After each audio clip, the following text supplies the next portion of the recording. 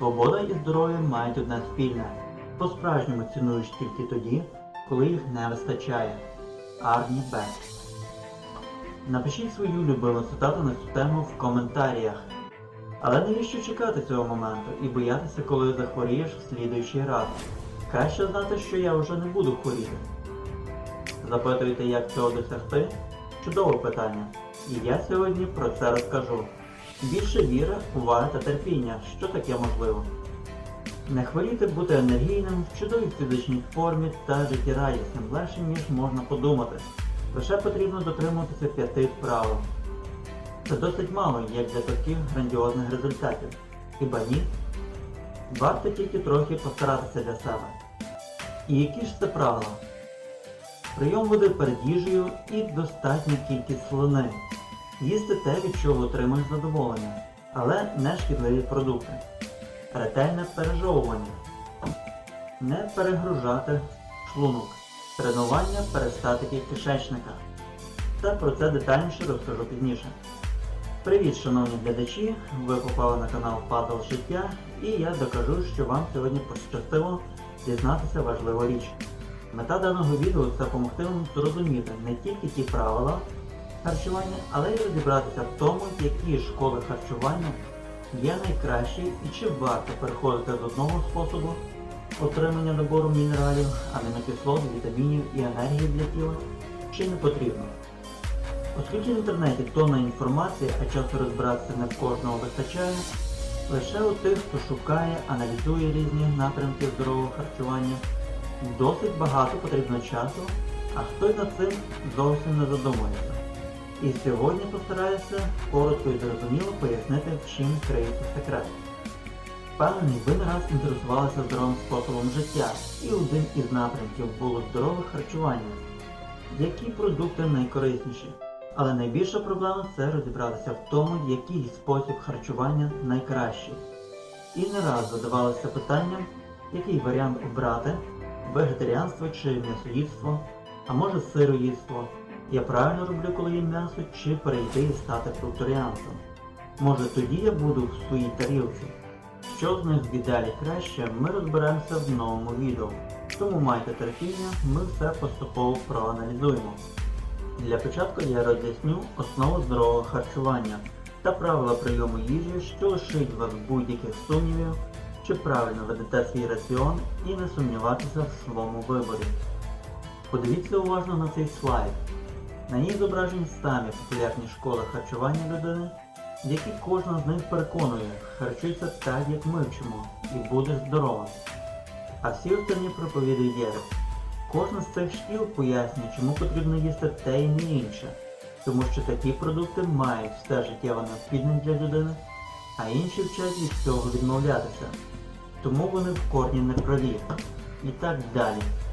Коли я шукав в інтернеті інформацію і читав багато статей, досить мало знаходилося того, а то й взагалі не було важливої деталі. Гігієна харчування. Це основа для будь-яких напрямків правильного харчування. Неважливо, які статті і доводи пишуть ті чи інші професора, і не треба розриватися когось слухати, а лише пам'ятати цей принцип. Неважливо, що ти їш, м'ясо чи овочі, коли переїдаєшся, то те і те в однаковій мірі шкодить твоєму здоров'ю. Уявіть, що будують хмарочос, і жодна з частин роботи не має техніки безпеки. Це буде йти добре до того моменту, поки не станеться надзвичайна ситуація, яку вже буде не зупинити та весь дорогоцінний проект накриється. Ось таке місце займає гігієна харчування в попередньому слайді.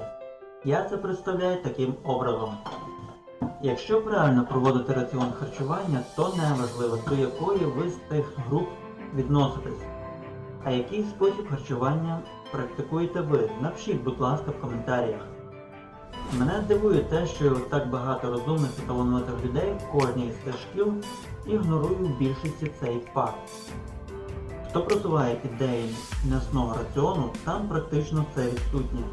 Більше говорять уже у вегетаріанстві, сироїдстві, але й там зустрічається багато проблем і коментарів, що такий спосіб їм не підходить і зачасту вертаються до попереднього способу життя. А все тому, що неграмотно переходять на зміну раціону та не беруть до уваги той факт, що слабкість спочатку та погане почуття це перебудова організму, а не тому, що не вистачає калорій і вирішують їсти більше, що призводить до переїдання. Я себе не відношу до жодних з цих категорій. Нехай між собою спорять, нас це не повинно турбувати. І так, продовжимо. Хочу, щоб ви пригадали собі середньовіччя. Важкі часи, бруд, антисанітарія. Люди потерпають від безлічі хвороб, воші, дизентерія, чума. Митися в ті часи було заборонено з релігійних міркувань. Яке це має значення зараз, коли таких хвороб немає, по тій причині, що люди дотримуються умов гігієни? То досить просто.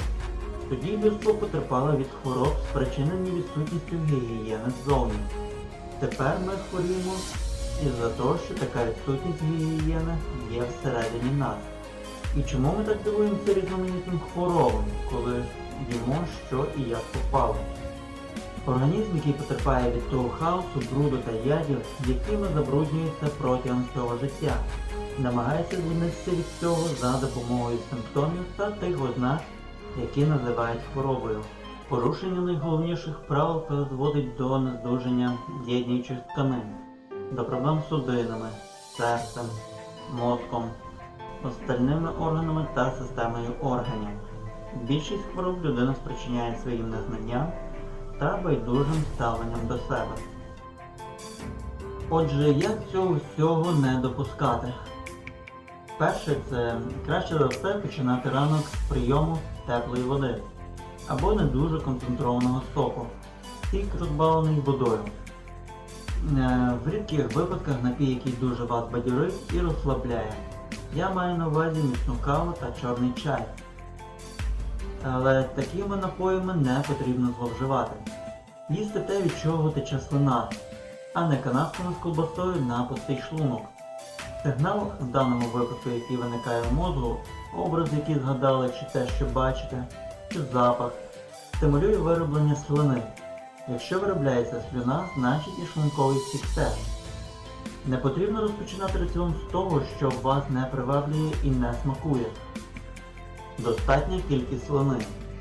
Слина виконує роль не тільки пом'якшення їжі для вільного транспортування по стравоходу.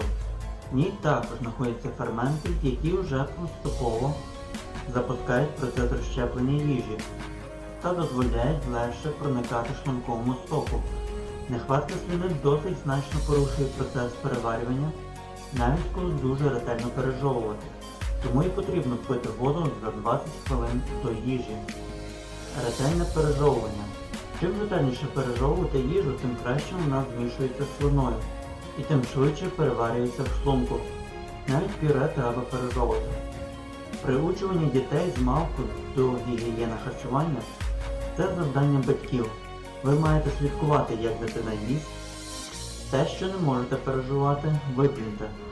Чим гірше пережована їжа, тим довше переварюється в шлунку. І тим більше продуктів надходять в розпорядження патогенної мікрофлори та паразитів. Будьте жадними і не давайте їм їсти свою їжу. Для орієнтування їжа повинна бути рідкою в стані як пюре. Було сказано, що здорова людина має пережовувати 50 разів, хвора 100 разів, а людина в важкому стані 150 разів. Шлунок – це дуже важливий орган, який виробляє шлунковий сік, ферменти для переварення білка і, грубо кажучи, орган м'язів. Перше, що тут потрібно, це забезпечити зручні умови, переварюванням не переїдатися і не пити води, щоб не порушувати скорочення м'язів шлунка. Не пити і не їсти нічого холодного і гарячого, тобто не змішувати продукти різної температури. Не їсти дуже жирну їжу та продукти перенасичені білком, особливо на сніданок. На сніданок їжа повинна бути особливо легкою, утримувати достатній рівень шлункового соку, наприклад, не їсти салат, а потім кашу, жирну їжу чи м'ясо. Пам'ятайте, те, що не переварюється вами, переварюється патогенною мікрофлорою, яка продуктами своєї життєдіяльності забруднюватиме вам кров. Стимулювання просування їжі по кишечнику після того, як шлунок опустіє. Повільне просування хімусу є дуже проблемним, що призводить до застою калових мас, брудіння, загнивання та забруднення води, яку п'єте. Навіть коли питимете найчастішу і найякіснішу воду, вона попаде в кров через товстий кишечник уже забруднений. Щоб стимулювати перистатику, потрібно займатися фізичними вправами, ходьбою, бігом, качанням пресу, масажем та подібними вправами. Все далі від нас не залежить. Коли дотримуватися правил, організм сам все зробить. І пам'ятайте слідуюче: ніхто ще не придумав кращого за профілактику. Всі ці правила повинні дотримуватися, і завдання батьків вчитись самим і навчати цьому своїх дітей змалку. Це дуже важливо. Я пам'ятаю, коли був малим, ми всі чекали тата з роботи, а потім всі разом сідали вечеряти за стіл. І коли я з братом щось з'їли смачне і не жували належним чином, мама завжди давала зауваження: жуй або не буду готувати десерт. Аргумент для мене був переконливий, і я став пережовувати. В сучасному житті така традиція, на жаль, не є популярною. Як бачите, тут немає нічого складного, і правил дуже мало, щоб казати це дуже важко і незрозуміло. Дотримуйтеся простих правил, і це забезпечить мінімальну нагрузку на ваш організм, даючи можливість йому самоочиститись, тримати тіло в чудовому тонусі, бути енергійним, здоровим, а ваш організм буде за це вам вдячний. І до цього потрібно прагнути. Це буде перший крок до вдосконалення і позбавлення від багатьох проблем. Судіть про своє здоров'я по тому, як ви радієте ранку і весні. Генрі Торо. Повірте, ви відчуєте справжню легкість після прийому їжі і наїдатиметеся лише сніданком на пів, а то й на весь день, не жертвуючи енергійністю і мисленням. Ось такий перший крок до вдосконалення. На сьогодні це все. Далі розберемося більш детальніше, як порушується робота ЖКТ при недотриманні правил. Якщо вам сподобалося відео і було корисним, підтримайте канал, ставте палець вверх, підпишіться і ставте дзвіночок. Діліться з близькими та друзями. Якщо за відео набираєте 1000 лайків, я знатиму, що вам сподобалось і ви бажаєте новий випуск. Не хворійте та не порушуйте правил. До зустрічі!